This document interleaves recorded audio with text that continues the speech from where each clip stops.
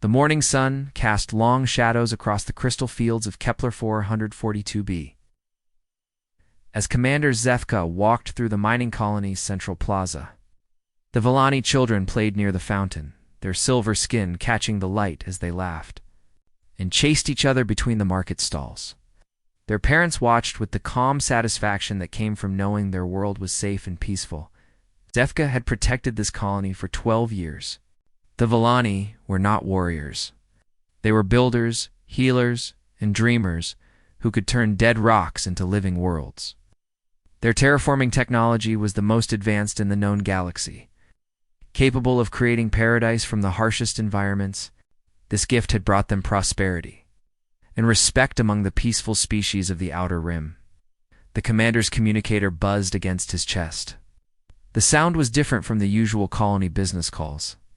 This was the emergency frequency, reserved for threats to the colony's safety. HFY had only heard it used twice before, both times for asteroid impacts that required evacuation of mining crews. He pressed the device and heard the panicked voice of Lieutenant Vexra from the Orbital Defense Station. "Commander, we have a problem. A big problem. You need to get up here right now." 20 minutes later, HFY stood in the defense station's command center, staring at the holographic display that showed the edge of their star system. Red dots filled the screen like a swarm of angry insects. Each dot represented a ship, and there were hundreds of them. "Hey, when did they arrive?" HFY asked, though his voice remained steady, despite the fear growing in his chest. 15 minutes ago, Vexra replied. "They dropped out of hyperspace all at once, in perfect formation." "Commander, those are Kroner ships?"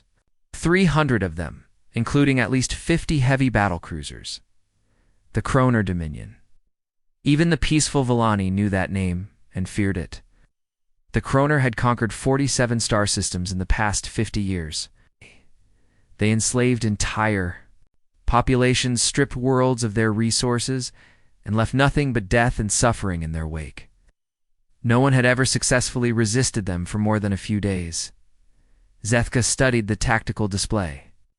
His own fleet consisted of 12 patrol ships, each armed with light defensive weapons designed to drive off pirates or rescue stranded miners. Against the Kroner Armada, they would last perhaps 10 minutes in open battle. "Have they made any demands yet?" he asked. "Yes, sir. The message came through 5 minutes ago. They want our terraforming technology and complete surrender of the colony. They're giving us 6 hours to comply, or they'll begin orbital bombardment of civilian areas." The commander closed his eyes. 50,000 Villani lived on this world, including 15,000 children. The evacuation ships could carry perhaps 5,000 people at most, and there was nowhere safe to take them. Every nearby system was either too far away or too weak to resist the Kroner if they chose to pursue. "Send out emergency calls on all frequencies," HFY ordered. "Request immediate assistance from any allied forces in the region. Include our population numbers and the threat assessment." Over the next 2 hours, responses trickled in to their desperate pleas for help. The Altarian Republic expressed sympathy, but reported their fleet was engaged in border disputes 3 sectors away. The Centauri Alliance offered to accept refugees, but had no warships available to send. The Terran Federation's automated response system acknowledged receipt of the message, but provided no immediate reply. Most responses were polite refusals. Some were honest admissions that even if help was available, no one wanted to face the Kroner fleet directly. A few civilizations simply ignored the calls entirely. HFY returned to the colony surface to address his people. The central plaza was packed with Villani families, their usual calm replaced by barely controlled fear. Parents held their children close, while the elderly sat quietly, remembering stories of other worlds that had fallen to the Kroner. "My people," HFY began, his voice carrying across the silent crowd. "We face a great danger today. The Kroner have come to our world seeking to take what we have built and enslave those we love. I will not lie to you about our chances. We are few, and they are many." A young mother stepped forward, cradling her infant daughter. "Is there no help coming, Commander? No one will stand with us?" HFY met her eyes. seeing the hope she was trying to hold on to. "We have sent calls across the galaxy. Perhaps someone will answer. But we cannot wait for salvation that may never come. We must prepare to defend ourselves." The crowd murmured with worry and fear. These people had never known war. Their weapons were tools for mining and construction, not battle. Their ships were designed for exploration and trade, not combat. They were gardeners trying to face a pack of wolves. An elder named Kethmo raised his weathered hand. "What would you have us do, Commander? We are not warriors." "No," Zethka agreed. "But we are parents and children, friends and neighbors. Are people who deserve to live free. If we must fight, we will fight for each other. If we must die, we will die with dignity, knowing we did not surrender our families to slavery." The commander outlined his plan. The evacuation ships would load the youngest children and their mothers first. The mining crews would use their equipment to create defensive positions in the mountains. Every adult who could handle a weapon would join the militia. It was not much of a plan, but it was all they had. As the hours passed, the Kroner fleet moved closer to the planet. Their ships were massive, dark vessels bristling with weapons and armor. Each one could probably destroy the entire Volani defense force single-handedly. The sight of them filled the sky like storm clouds, blocking out the stars in the defense. Station Lieutenant Vexra monitored the enemy communications. The Kroner were discussing their attack plans with casual indifference, as if the Volani were already defeated. They spoke of harvesting the terraforming technology and processing the population for slave labor. Some expressed disappointment that the conquest would be so easy. 2 hours remaining, Vexra reported. "The Kroner Admiral is demanding our final answer." Zethka looked around the command center at his small staff. These brave Volani had volunteered to stay at their posts, even though they knew the orbital station would be the first target destroyed. They could have evacuated with their families, but they chose duty instead. "Send our response," the commander said. "Tell them that the Volani do not surrender to bullies and murderers. Tell them that if they want our world, they will have to. Take it from our dead hands." The message was transmitted across space to the Kroner flagship. The response came back within minutes. It was short and brutal. The bombardment would begin immediately. No mercy would be shown. Zed-Ka watched as the enemy fleet began to move into attack formation. His own ships launched from their hiding places among the asteroids, 12 small vessels rising to meet 300 giants. It was hopeless, but it was also necessary. Someone had to stand up and say no. Even if no one would remember their names, the Volani defense ships took their positions between the planet and the invaders. In the colony below, parents kissed their children goodbye and took up whatever weapons they could find. The evacuation ships prepared for launch, knowing they could only save a fraction of the population, as the first Kroner ships entered weapons range. Zethka opened a final transmission to anyone who might be listening in the vast darkness of space. "This is Commander Zethka of the Volani Defense Corps. We are outnumbered and outgunned, but we will not surrender our people to slavery. If anyone receives this message, remember us. Remember that we stood against evil even when we stood alone. Tell the galaxy that the Volani chose freedom over fear." The transmission ended. The battle was about to begin. And somewhere in the cold emptiness between the stars, a signal raced through space, carrying their desperate words into the void. Captain Jake Morrison sat in his command chair aboard the USS Liberty, watching the stars drift past through the main view screen. The human dreadnought was 3 days into a routine patrol mission along the Outer Rim territories. These deep space missions were usually quiet, giving the crew time to run maintenance checks and practice combat drills. The Liberty was one of humanity's newest warships, equipped with experimental technology that most of the galaxy had never seen. Her plasma torpedo systems could punch through the heaviest armor, and her jump drive could cross vast distances in hours instead of weeks. But for all her advanced systems, she was still just one ship in the endless dark of space. "Lieutenant."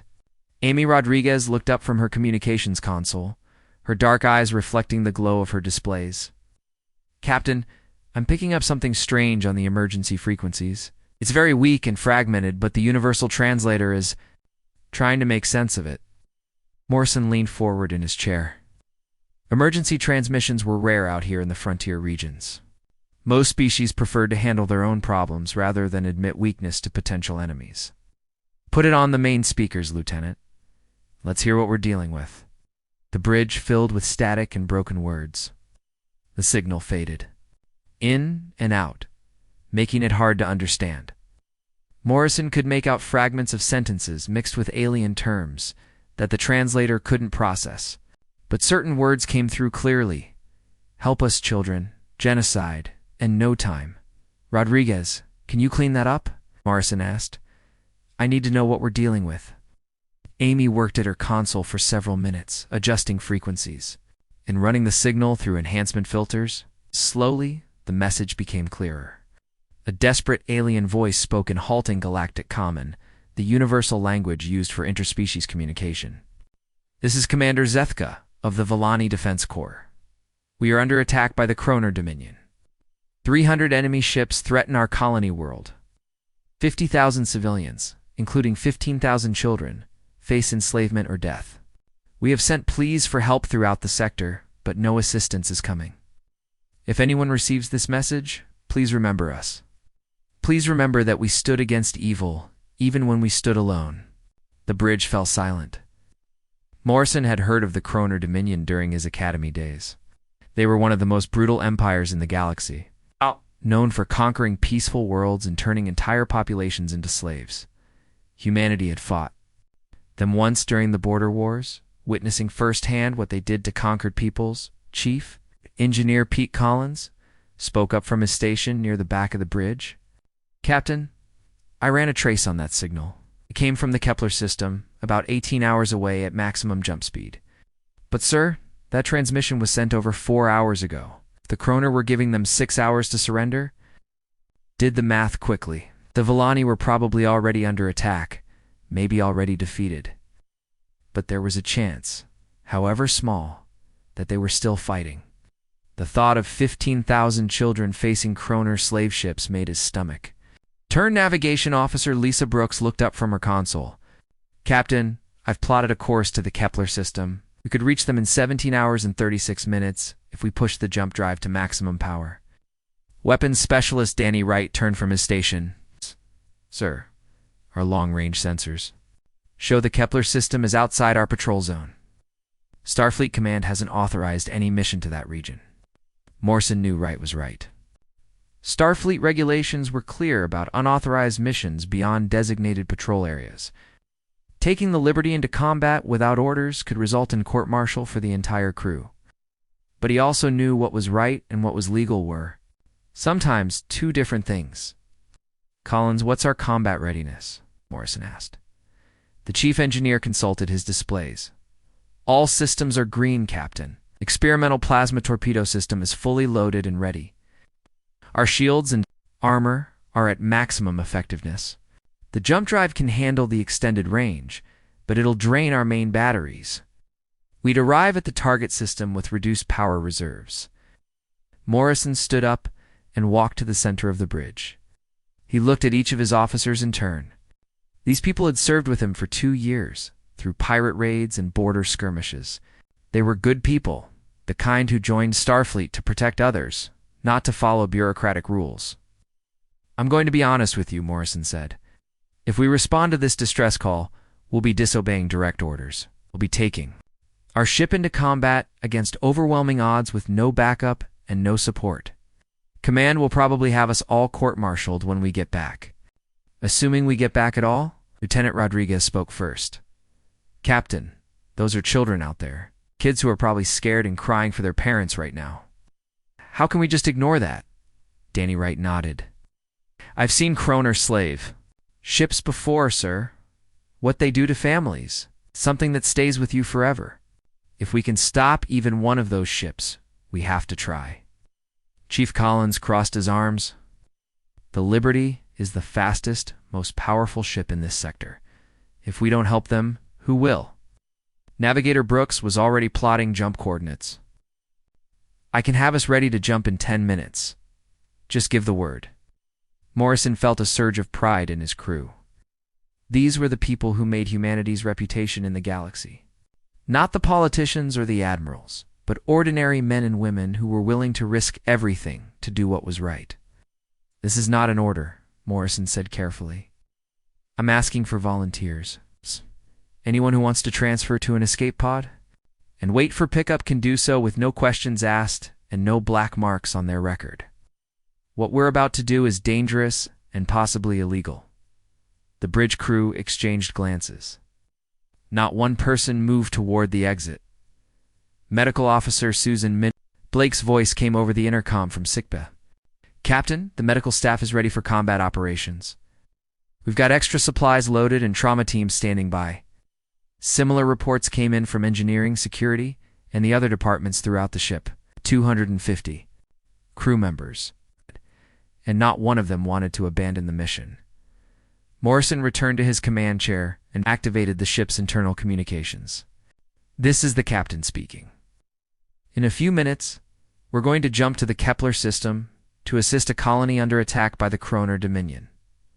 I won't lie to you about the odds. We're one ship going up against hundreds of enemy vessels. Some of us might not make it home." He paused, looking around the bridge at his officers. "But there are 50,000 innocent people out there who need our help. 15,000 of them are children. If we don't stand up for them, who will? The Liberty has always been more than just a ship. She's a symbol of what humanity represents, the willingness to fight for those who can't fight for themselves." Die. Ship's crew responded with determination. Throughout the Liberty, men and women prepared for battle. Weapons were loaded, shields were charged, and damage control teams took their positions. Everyone knew they were probably flying to their deaths, but they also knew they were doing it for the right reasons. Collins called up from engineering. "Jump drive is ready, Captain. All systems show green across the board."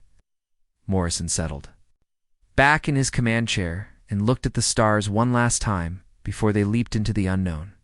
"Brooks, take us to the Kepler system. Maximum speed." The Liberty's jump drive engaged with a low hum that resonated throughout the ship. Space twisted around them as they entered hyperspace, racing toward a distant world where children were crying and parents were dying.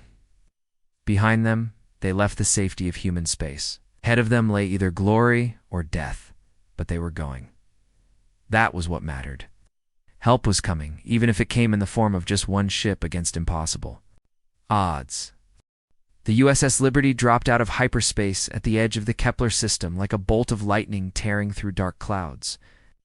Captain Morrison gripped his command chair as the ship shuddered from the violent transition back to normal space. Around him, his bridge crew worked frantically at their stations, bringing all systems online after the long jump. "Tactical report," Morrison ordered. His eyes fixed on the main view screen as it cleared to show the system ahead. Lieutenant Rodriguez's fingers flew over her console. "Captain, I'm reading massive energy signatures near the fourth planet. 300 Kroner vessels in attack formation. They're beginning orbital bombardment of the surface." The view screen zoomed in to show the battle already in progress. Kroner battlecruisers hung in space like dark predators, their heavy guns firing. Down at the planet below, explosions bloomed across the surface where their weapons struck cities and defensive positions. In the space between the planet and the attackers, 12 small Volani ships fought desperately against impossible odds. Morrison watched as 2 of the Volani patrol ships were destroyed by concentrated Kroner fire. The remaining 10 vessels were badly damaged, their weapons barely scratching the enemy's heavy armor. It was like watching children fight against giants with sticks and stones. "Open all communication channels," Morrison commanded. "Broadcast on every frequency the Kroner use." Amy Rodriguez nodded and activated the communications array.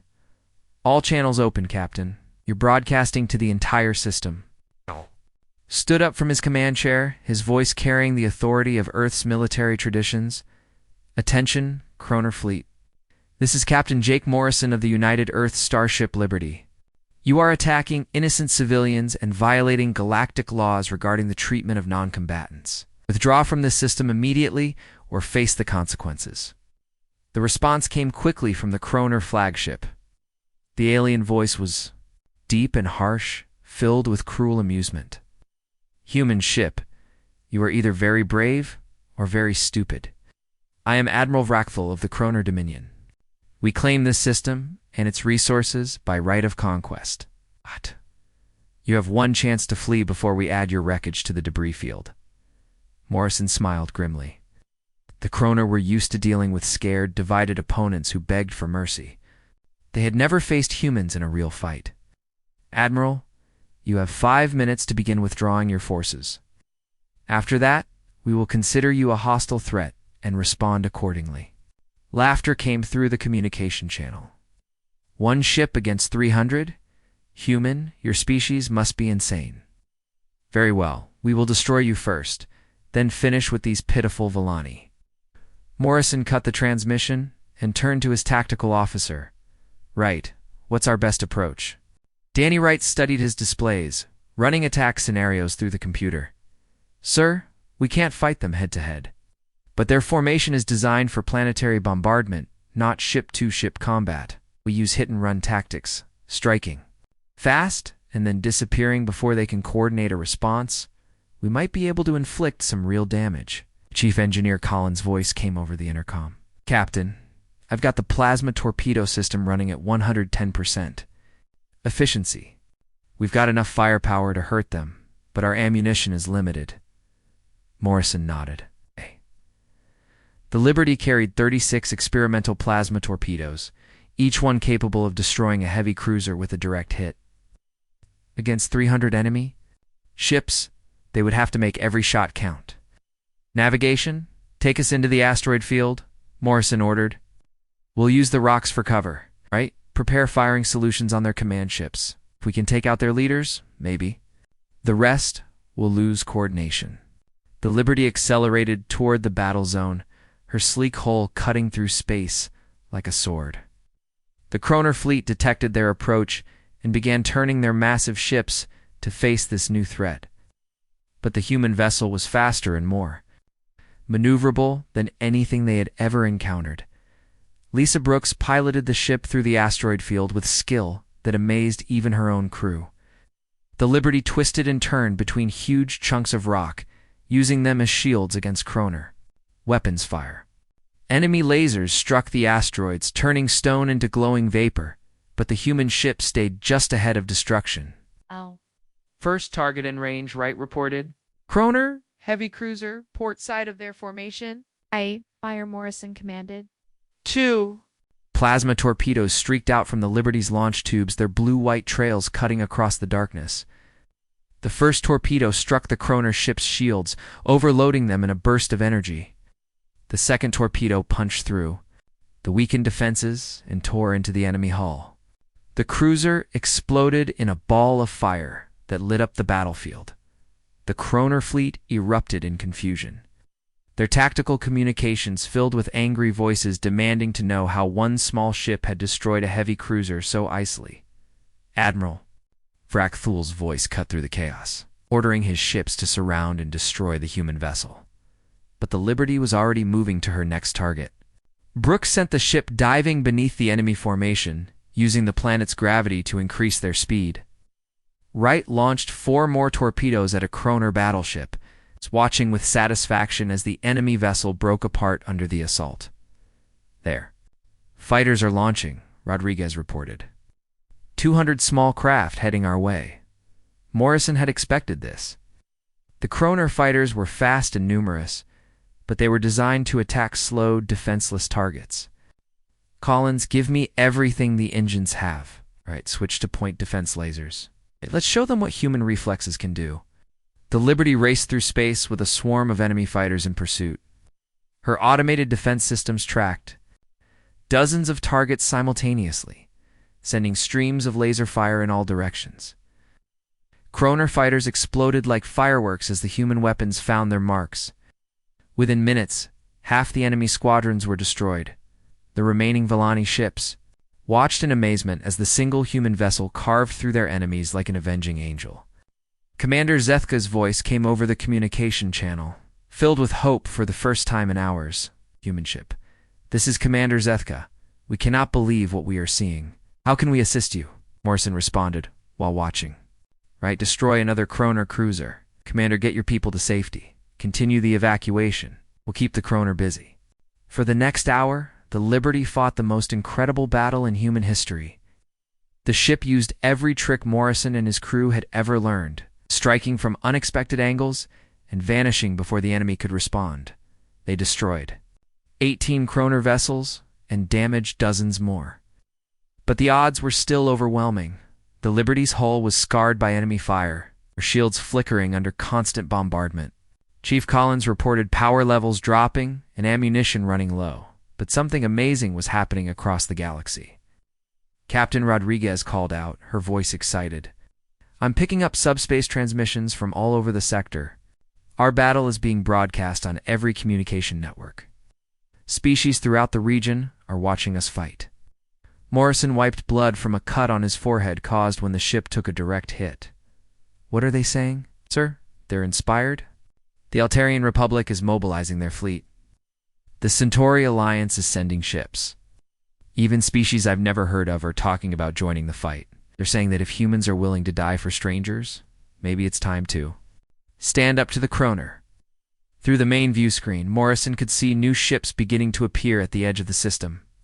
Not many yet, but it was a start. The Liberty had bought the galaxy something it had almost forgotten: the courage to fight back against bullies. Admiral Vrackful's voice came over the communications again. But this time it sounded worried instead of amused. Human Captain, you fight well, but you cannot win. Surrender now, and we will give you a quick death. Morrison smiled as he watched more Allied ships drop out of hyperspace.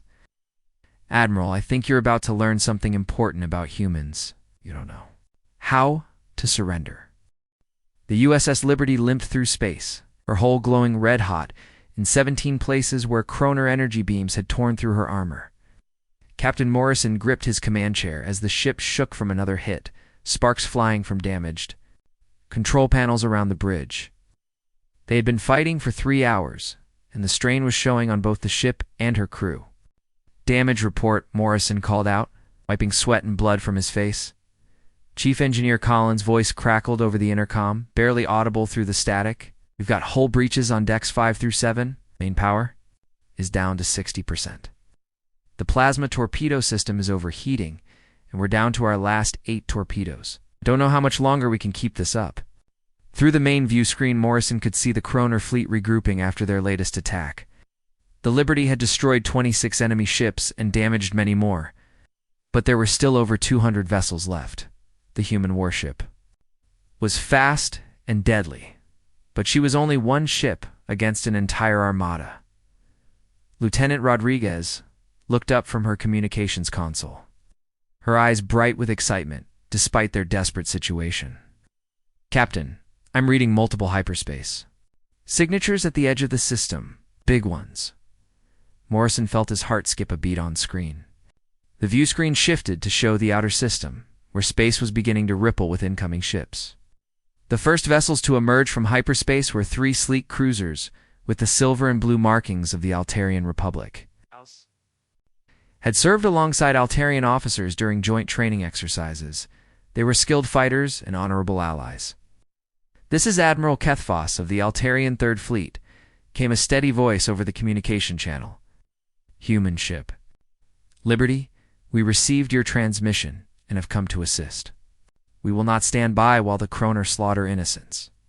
More ships appeared as hyperspace portals opened across the system. A squadron of fast attack vessels from the Centauri Alliance dropped into normal space, followed by the heavy battleships of the Rigel Defense Force within an hour.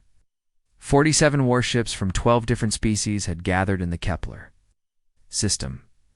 Morrison stared at the tactical display in amazement.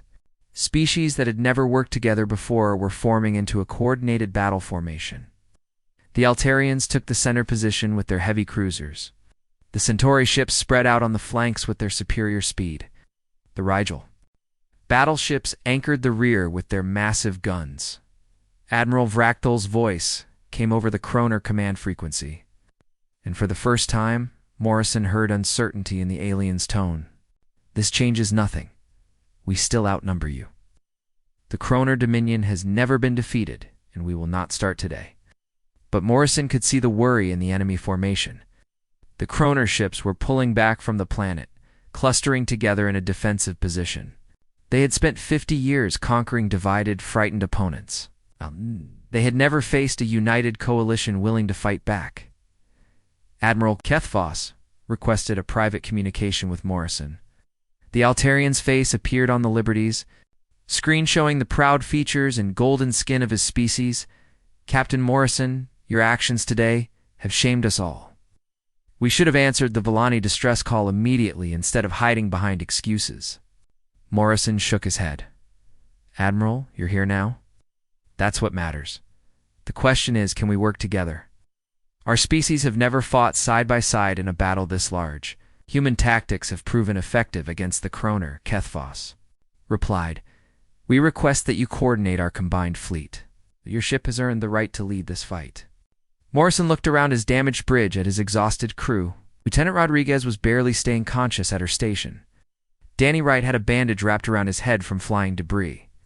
Chief Collins was working miracles just to keep their weapons online, yet they all nodded when they heard the Admiral's request. All ships, this is Captain Morrison aboard the Liberty, he broadcast to the Coalition fleet. We're going to hit them hard and fast. The Kroner are used. 2 fighting scared opponents who run away. Today, we show them what happens when the galaxy stands united. The battle plan was simple, but effective. Coalition would divide into 3 groups, attacking the Kroner formation from multiple angles. The Liberty, despite her damage, would lead the first wave to break through the enemy defensive line. Altarian cruisers would follow up to exploit any weaknesses. The remaining ships would prevent the Kroner from escaping or regrouping. Medical Officer Susan Blake had been working non-stop in Sikpa, treating wounded crew members from the earlier fighting. She reported 12 injured but no deaths, a miracle. Considering the damage the Liberty had taken, her medical teams were ready for the final battle. With emergency supplies distributed throughout the ship, Commander Zethka's voice came over the communication channel from the planet's surface. Captain Morrison, the evacuation is complete. All civilian populations are safely away from the combat zone. Whatever happens now, you have already saved 50,000 lives. Morrison nodded grimly. The civilians were safe, but the real fight was just beginning. If the Coalition lost here, the Kroner would hunt down those refugees and enslave them.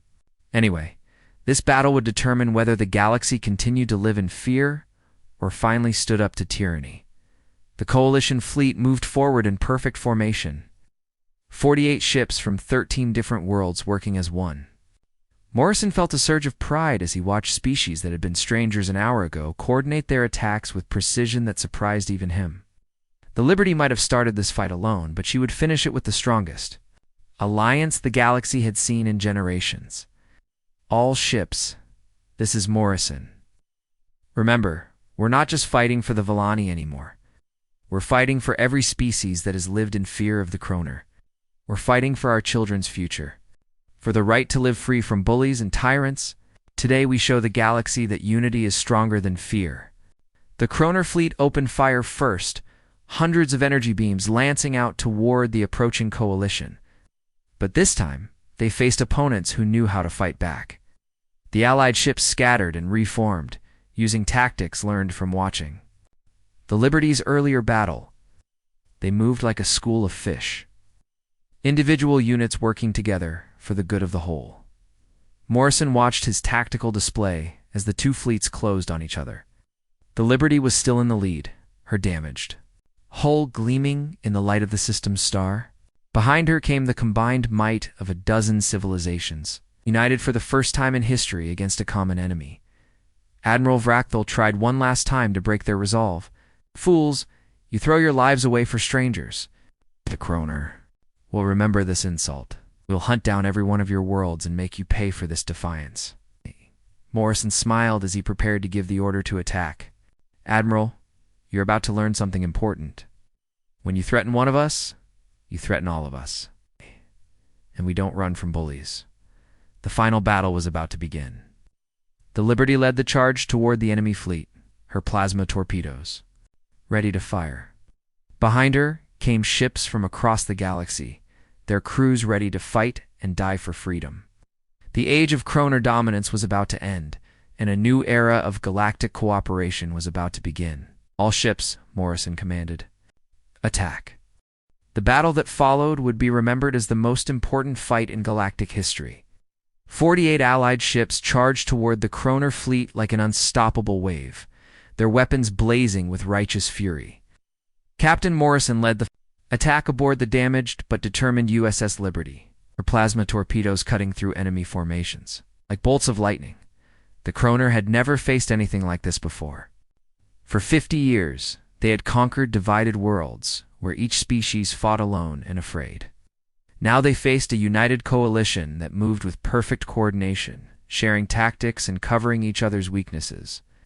The Alliance ships danced through space in complex patterns, striking hard and pulling back before the enemy could respond.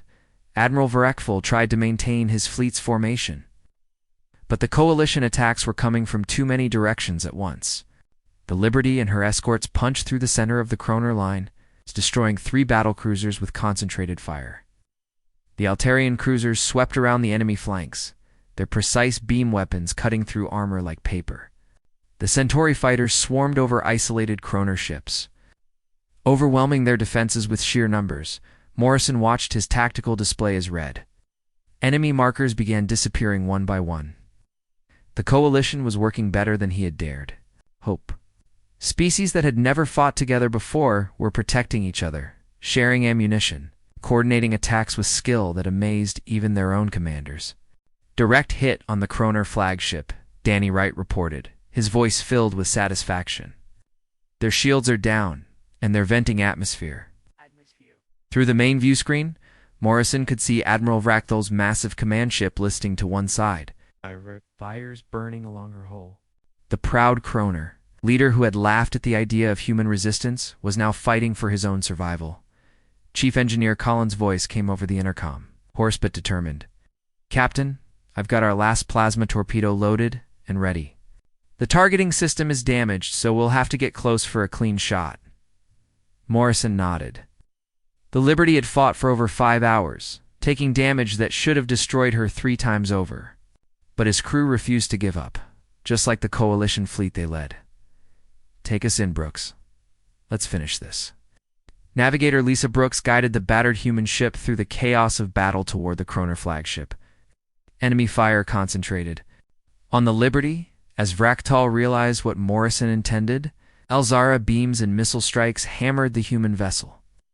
But she kept coming, protected by Allied ships that threw themselves into harm's way to shield her. An Altarian cruiser took a direct hit meant for the Liberty, her captain dying at his post to save the human ship. A Centauri destroyer rammed a Kroner battleship rather than let it fire on Morrison's damaged vessel. All across the battlefield, species that had been strangers hours before were sacrificing themselves for each other.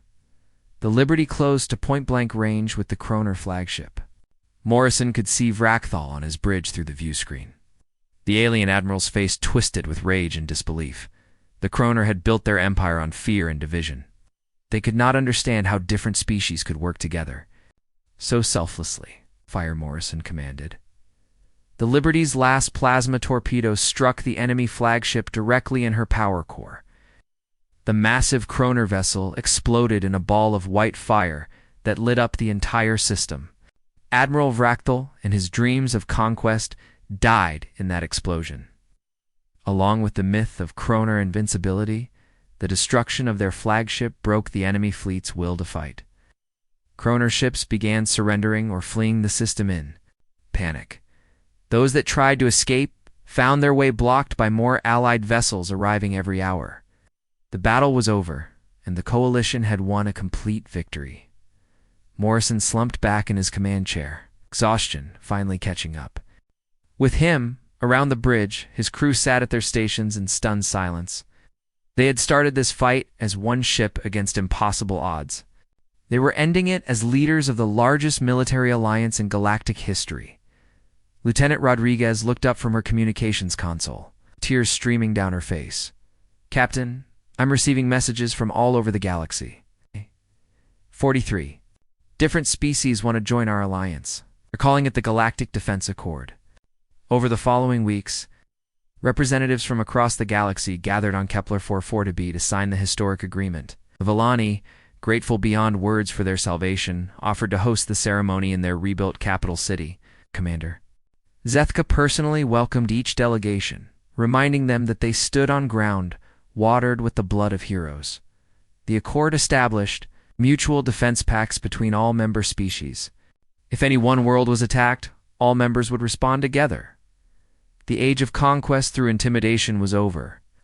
Bullies like the Kroner would now face the combined might of 43 civilizations.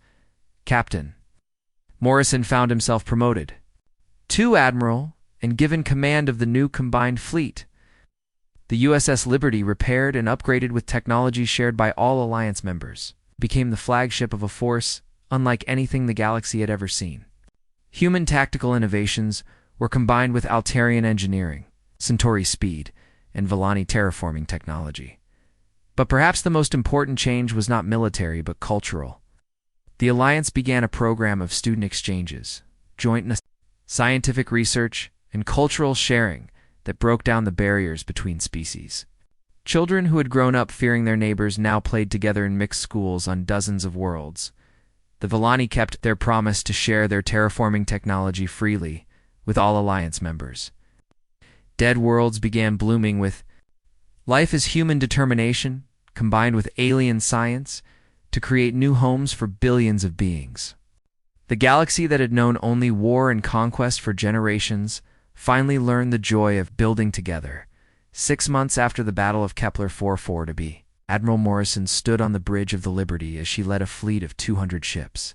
From 30 different worlds, they were responding to distress calls from the Outer Rim, where other tyrants still threatened peaceful colonies.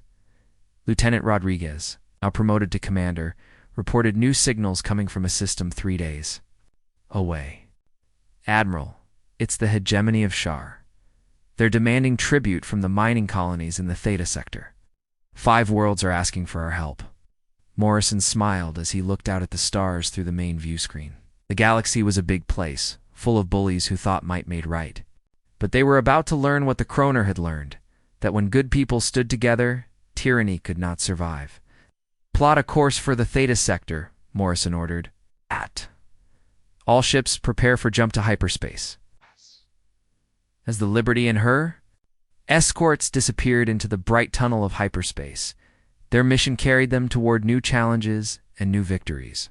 But they carried something else as well, the knowledge that help would always come for those who needed it. The galaxy had learned that no matter how dark the void might seem, no matter how hopeless the odds, heroes would always answer the call. They had learned that courage was contagious, that hope could travel faster than light, and that sometimes one ship willing to fight impossible odds could change the fate of entire civilizations. They had learned what it meant to be part of something bigger than themselves, and in the cold darkness between the stars, that light would never go out.